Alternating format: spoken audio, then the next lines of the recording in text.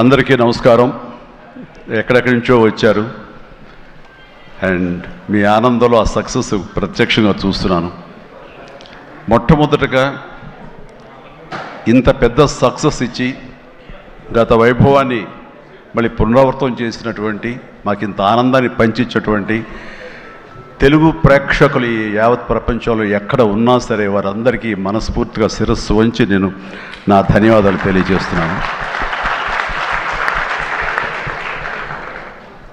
Release అయిన 4వ రోజో 3వ రోజో సరే ఇంట్లో నేను మామూలుగా క్యాజువల్ డ్రెస్ తోటి ఏదో టీవీలు చూస్తూ కూర్చుంటున్నాను. సక్సెస్ ఎంత అవుతుంది ఏంటని న్యూస్ వస్తుంది, ఆనందమే. చాలా హుషారుగా సుష్మిత లోపలికి వచ్చేసి, డాడీ వింటున్నావు కదా ఎంత బాగుందో అని అంటే, ఏసమ్మా ఏం డల్గా ఉన్నావేంటి, నీకు అఫ్కోర్స్ నీకు సక్సెస్ మామూలే కదా, 47 ఏళ్ళ బట్టి అనుభవిస్తున్నావు కాబట్టి పెద్ద కొత్త ఏం కాదు, కానీ మాకు మాత్రం చాలా ఎక్సైటింగ్ ఉందంటే, మరమ్మ కూర్చో, నువ్వు చిన్నప్పటి నుంచి అన్నం తింటున్నావు కదా అని అన్నం ఇవాళ తినమంటే బోరు కొట్టుతుంది నేను తిన్నంటావా? అది అమ్మ వండిందైనా, ఆ తర్వాత భార్య వండిందైనా, ఆ తర్వాత బిడ్డలు మీరు వండిందైనా, ఏదైనా సరే మన అన్నం మన కూరలు జీవితంలో ఎప్పుడు బోరు కొట్టదమ్మా. మళ్ళీ నెక్స్ట్ డే మార్నింగ్ దానికోసం అరువులు చూస్తుంటాం, ఇదే ఆకలి అవుతుంది, ఎప్పుడు అన్నం పెడతారా అని ఉంటారు. కాబట్టి అమ్మ అన్నం ఎప్పుడు బోరు కొట్టవమ్మా. అలాంటిది ఆ సక్సెస్ అన్నది కూడా అలాంటిదే నాకు.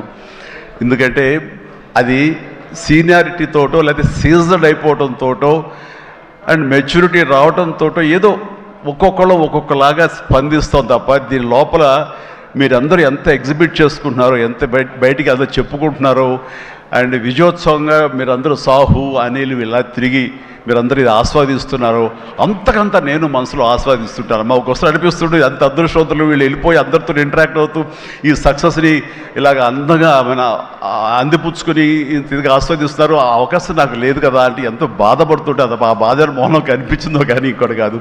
నేను వీళ్ళు మరీ చెప్పారు, మీరు వెళ్ళండి, ప్రజల్లోకి వెళ్ళండి, అది ఆస్వాదించండి, వాళ్ళతో పాటు మీరు ఇంటరాక్ట్ అవ్వండి, ఆడిచ్చే కిక్ అది వేరే అంతా ఇంత కాదు, అది మరింత ఉత్సాహం మరింత ఊతంగా ఉంటుంది. అది ఫ్యూచర్ సినిమాలకు అది ఫ్యూయల్ లాగా పనిచేస్తుంది. మీకు ఆ ఇంధనాన్ని తీసుకోండి, మరింతగా వర్క్ చేయండి అని చెప్పి నేను చెప్తుంటాను.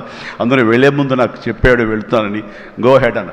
వినాయక్ కూడా అట్లాగే తన ఠాగూర్ సినిమా తర్వాత, అన్నయ్య ఏంటన్నయ్య ఏం ఆనందంగా ఉందన్నయ్య, వాళ్ళు ఒళ్ళు నలిపేసేసారన్నయ్య, పిసికిసారన్నయ్య, మసాజ్ చేశారన్నయ్య, అది చేస్తుంటే ఆనందం పెరిగిపోతుంది అన్నాడు. నిజం, అలాంటివన్నీ నేను అనుభవించాను. అది నిజంగా అవసరం. ఈ రోజున అలాంటి ఉత్సాహం చాలా సంవత్సరాల తర్వాత మళ్ళీ ఆ స్టేజ్ మీద ఎప్పుడో 2-3 దశాబ్దాలకు ముందు ఇలా ఇచ్చిపుచ్చుకోవటాలు, షీల్డ్స్ ఇచ్చిపుచ్చుకోవటాలు అనేవి మనం ఎప్పుడు చూడలేదు. అలా ఎగ్జిబిటర్స్కి, బయ్యర్స్కి, డిస్ట్రిబ్యూటర్స్కి ఇలా మా చేతుల మీదుగా స్టేజ్ మీద ఈ రకమైన కళకళలాడుతూ జరుగుతుంటే కనుక వా గత వైభవాన్ని మళ్ళీ వింటేజ్ చిరంజీవినే కాదు, వింటేజ్ ఫంక్షన్ సెలబ్రేషన్ కూడా తీసుకొచ్చిన ఘనత అనిల్ రావుపూడిది. So thank you so much. నాకైతే అది నాస్టాలజీ. అలాగే కొంచెం ఓపిక్గా ప్రతి ఒక్కళ్ళని ఆనందపరిచేలాగా షీల్డ్స్ ఇచ్చిపుచ్చుకోవటం, ఆ షీల్డ్స్ ఇంటికి వెళ్ళిన తర్వాత అక్కడ అలమారలో పెట్టుకుంటే అది చూసినప్పుడల్లా ఎన్నో స్మృతులు గుర్తుకు వస్తుంటాయి. అలాంటిది మళ్ళీ తిరిగి ఇలాగ రావటం, ఆ ఆనందాన్ని అందివ్వటం చాలా చాలా సంతోషం. అండ్ ఇందాక రాఘవేంద్ర వెళ్ళిపోయారు, ఆయన ఉండగా మాట్లాడేసింది. అనిల్ని చూస్తుంటే వర్కింగ్ స్టైల్ కానీ, ఆర్టిస్ట్ తోటి ఇంటరాక్ట్ అవ్వటం కానీ, వాళ్ళని మంచి గుడ్ హ్యూమర్లో పెట్టడం కానీ, ఇవన్నీ చూస్తుంటే నాకు 100% రాఘవేంద్ర గారే గుర్తుకొచ్చేవాళ్ళ. అండ్ ఇందాక ఆయన చెప్పినట్లుగా నాకు రాఘవేంద్రరావు గారే అనిల్ రావుపూడిని పరిచయం చేశారు. బాబాయ్ వెరీ గుడ్ డాన్సర్ చేస్తారు, నువ్వంటే చాలా ఇష్టం, నీ ఇలాగ దించేస్తాడని చెప్తుంటే కనుక అవునంటే అక్కడే ఉత్సాహం 2-3 స్టెప్స్ కూడా వేసాడు ఆ పార్టీలో. ఎప్పటికీ నువ్వు ఇతనితో సినిమా చేయాలి బాబాయ్, నీ కామెడీ టచ్కి ఇతను కామెడీ కన్సీవ్ చేసే కథలకి వాటికి భలే ఉంటుంది, ఆ రిజల్టే వేరు అన్నారు. మహానుభావుడు ఆ మాట అన్నారు. అప్పుడు అందాక అన్నారు కదా, విత్తనం నాటిన అది మా వటవృక్షం అయ్యేంత సక్సెస్ వస్తుందని ఊహించదు అన్నారు. ఆయన మంచి మనసుతోటి, పాజిటివ్ దీంతో, నోట్తోటి ఆ మాట ఆయన అన్నారు. అది ఈ రోజు మేము అందరం చవి చూస్తున్నాం. So thank you so much Raghavendra Rao గారు. అట్లాగే ఇంకొక పాజిటివ్ మనిషి, ఎప్పుడు ఇతని సక్సెస్ని హర్షించే మనిషి, సక్సెస్ కోరుకునే మనిషి. అలాగే నేనంటే ఒక అన్నయ్యలా ప్రేమ చూపించే వివి వినాయక్ కూడా ఈరోజు వచ్చాడు. అతను కూడా నాతో 2 సినిమాలు చేశాడు. చేసినప్పుడల్లా అతను మన షూటింగ్స్లో ఎంత ఉత్సాహంగా ఉంటాడో, ఎంత ఉత్సాహం మమ్మల్ని పరుస్తుంటాడో అదే రకంగా అనిల్ రావిపూడి కూడాను మాస్కి సంబంధించి అంత గ్రిప్పు, అంత పట్టు ఉన్న మనిషి. అండ్ రాఘవేంద్ర గారు ఎప్పుడు ఆర్టిస్టులు చాలా గుడ్ హ్యూమర్లో ఉంచుతారు, సరదాగా ఉంచుతారు.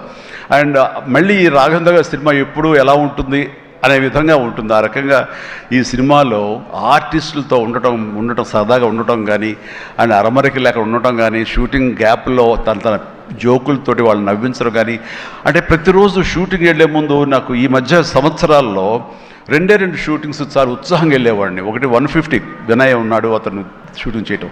ఆ తర్వాత అంతే ఉత్సాహంతో నేను వాల్టేర్ వేరేకి వెళ్ళినప్పుడు బాబీ సినిమా కూడా అతను అంత గుడ్ హ్యూమర్లో ఉంచుతాడు, సరదాగా ఉంటుంది, వాళ్ళతో పని చేయడం అనేది ఒక పిక్నిక్ లాగా అంత ఎంజాయ్ చేసింది నేను ఈ సినిమాకి, మనశంకర వరప్రసాద్కి. ప్రతిరోజు షూటింగ్ వెళ్తుంటే మధ్యలో ఎక్కడ రోజు షూటింగ్ లేకపోతే ఇంట్లో మామూలుగా కూర్చుంటాం, అదేదో డల్గా ఉంటాం అని కాదు కానీ స్తబ్దతగా ఉంటాం. అండ్ అబ్బా మీరు షూటింగ్ వెళ్తేనే హుషారుగా ఉంటారు, ఇంట్లో ఉంటే ఏదోలా ఉంటుంది, ఏ షూటింగ్ లేదో త్వరగా పెట్టమని చెప్పండి అనిల్ని అన్ని సురేఖ అంటుంటే నేను నిజంగా అంటుంది అదే చెప్పాను. లాస్ట్లో షూటింగ్ అయిపోయిన రోజున ఎలాంటి ఫీలింగ్ అంటే ఒక స్కూల్ విడిచేసి వేరే చోటకి ఎడ్యుకేషన్ కోసం అందరూ విడిపోయి ఆయా ప్లేసెస్కి వెళ్ళిపోతాప్పుడు తెలియని బాధ, తీపి బాధ ఒకటి మనసులో ఇదిగా ఉంటుంది. అలాంటిదే నేను గురయ్యాను ఈ సినిమాకి. అందరూ లాస్ట్ డే ఎమోషన్ అయ్యి కూడా అందరి యూనిట్ అందరినీ పిలిచి దగ్గరికి తీసుకుని వాళ్ళకి నా కృతజ్ఞత చెప్పుకున్నాను. ఒక వండర్ఫుల్ ఎక్స్పీరియన్స్ ఈ సినిమా నేను చేయడం. అలాంటి ఎక్స్పీరియన్స్ ఇచ్చినటువంటి అనిల్ రావుపుడి రైటింగ్ టీమ్కి, అనిల్ రావుపుడి అసిస్టెంట్లకి, ఏడీలకి, అసోసియేట్స్, అలాగే మన సమీర్ రెడ్డి కెమెరా వాళ్ళ అసిస్టెంట్లు అందరూ ఒక కుటుంబంలాగా కలిసిపోయాం. దానికి తోడు ఇంకా సాహు గారి వైఫ్ ఎవరైతే దీన్ని సమర్పించారో అర్చన గారు కానీ, వీళ్ళందరూ ఇంట్లో బిడ్డలాగా మా సుష్మితో పాటు ఆ అమ్మాయి కలిసిపోయేలాగా వీళ్ళందరూ చాలా ఇది కలిపి ఒక ఫ్యామిలీ లాంటి ఫీలింగ్ వచ్చింది. నేను ఎప్పుడు ఒకటి నమ్ముతాను, నాకు కానీ రాఘవేంద్ర గారు కానీ, నాకు కానీ కేసీ రామారావు కానీ, ఇలా చాలామందితోటి ఫ్యామిలీ అన్న ఫీలింగ్ వచ్చి డైరెక్టర్లకి, ఆర్టిస్టులకి, నిర్మాతకి ఒక మంచి గుడ్ రిలేషన్ ఉండి గుడ్ ఎమోషన్ కనుక సినిమా ప్రాసెస్ అప్పుడు జరుగుతున్నప్పుడు ఉంటే కనుక దాని రిజల్ట్, దాని ఇంపాక్ట్ ఖచ్చితంగా సినిమా మీద ఉంటుంది. అది నేను అనుభవిస్తూ స్వయం అనుభూతో ఉన్నాను. అలాగే ఇందాక నేను చెప్పినవి కూడాను అన్ని సక్సెస్ఫుల్ సినిమాలే.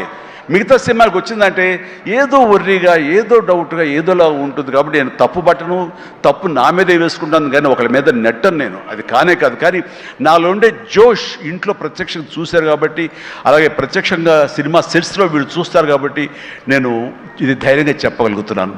అందుకని ఏ సినిమా అయినా సరే కష్టపడే పనిచేస్తాం, ఏ సినిమా అయినా సరే ఇష్టంతోనే పనిచేస్తాం. కానీ కొన్ని సినిమాలు ఎగ్జైట్మెంట్ ఇస్తాయి, కొన్ని సినిమాల రిజల్ట్ అలాగే ఉంటుంది. అలాగే ఈ సినిమా ఇంత రిజల్ట్, ఇంత వెరీ గుడ్ విజయం మాకు లభించినందుకు, మాకు ఇచ్చినందుకు, దాంట్లో మధ్యలో ఒక వారధల్లాగా పనిచేస్తున్నటువంటి బయ్యర్లకి, డిస్ట్రిబ్యూటర్స్కి, ఎగ్జిబిటర్స్కి ఈ కళకళలాడుతూ ఈ సంక్రాంతి ఇంత బాగా ఉందంటే అందులో ప్రధానమైన కారణం ఈ సినిమా.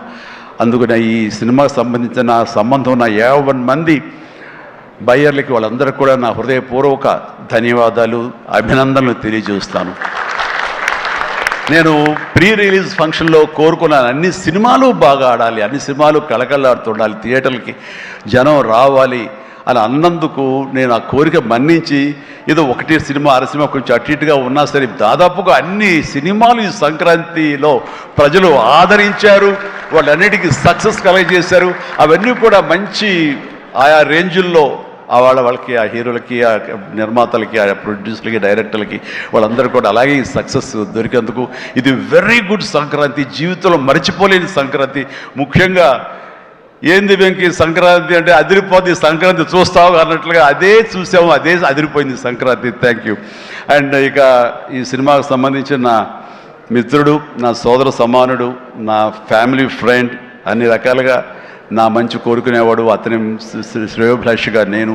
అలాంటి వెంకీ సినిమాలో ఉండాలని కోరుకున్నది నేను, అది కోరుకున్నందుకు ఉండేలా చేసినటువంటి అనిల్కి, ఆ తర్వాత 4-5 రోజులు 7-8 రోజులు ఎన్ని రోజులు కానీ ప్రతిరోజు నవ్వులు సెట్లో తమాషాలు అసలు ఎంత అంటే అంత కాదు.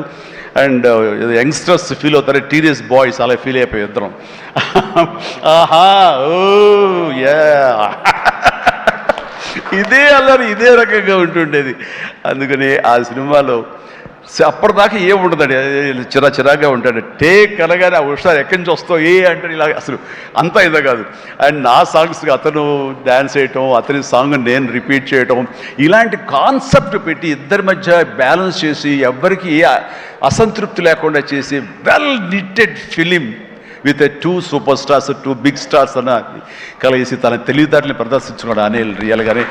ఇతని డైరెక్షను, ఇతను కన్సీవ్ చేసినటువంటి ఆ సాంగ్, ఆ సీన్స్, ఇవన్నీ కూడాను, అది వెంకీ ఇంట్రో కానీ అది అన్నీ చూస్తుంటే ఎంత ప్లాన్ చేశాడు, ఎంత బాగా ఆలోచించాడు అంటే అంత ఇంత కాదు. అండ్ అందుకని ఎంత పెద్ద యాక్టర్లతోనే సరే, ఎంత పెద్ద సినిమాని సరే హ్యాండిల్ చేసే అంత కెపాసిటీ, క్యాపబిలిటీస్ ఉన్నటువంటి ఫ్యూచర్, మన Telugu industry future Anil Ravipudi. And Anil Ravipudi నాతో సినిమా మళ్ళీ చేస్తావా లేదా అది నీ ఇష్టం, అది అందుకనే కారు వచ్చేసింది ఇంకెందుకులే అనుకోవచ్చు, నువ్వు పని అయిపోయిందని. లేకపోతే చెప్పు హెలికాప్టర్ ఇస్తావు, చెప్పు మళ్ళీ చేస్తానంటావు. కాబట్టి అది కాదు కానీ నిజంగానే నాకైతే ఇమ్మీడియట్గా మరొక సక్సెస్, ఇంకో షూటింగ్ కావాలి, మరొక సినిమా కావాలి కాదు, కానీ ఈ సినిమా చేస్తున్నప్పుడు ఎక్స్పీరియన్స్ ఉంది, అది మాత్రం నిజంగా మళ్ళీ ఎంజాయ్ చేయాలని నేను కోరుకుంటున్నాను, వెంకీ లాంటి మనిషి కోరుకుంటున్నాడు. బట్ ఎవరికి వస్తుందో ఛాన్స్, ఎలా వస్తుందో తెలియదు. ఇద్దరికి కలిపి వచ్చి ఫుల్ ఫెడ్జెడ్ సినిమాలు ఉంటే మాత్రం ఇద్దరిని చాలా చక్కగా బ్యాలెన్స్ చేయగలడు అన్న భరోసా, నమ్మకం ఇప్పుడు ఇండస్ట్రీకి, మాకు అందరికీ ఇచ్చేశాడు. కాబట్టి definitely it has to happen when he only knows, nobody knows. And ఇక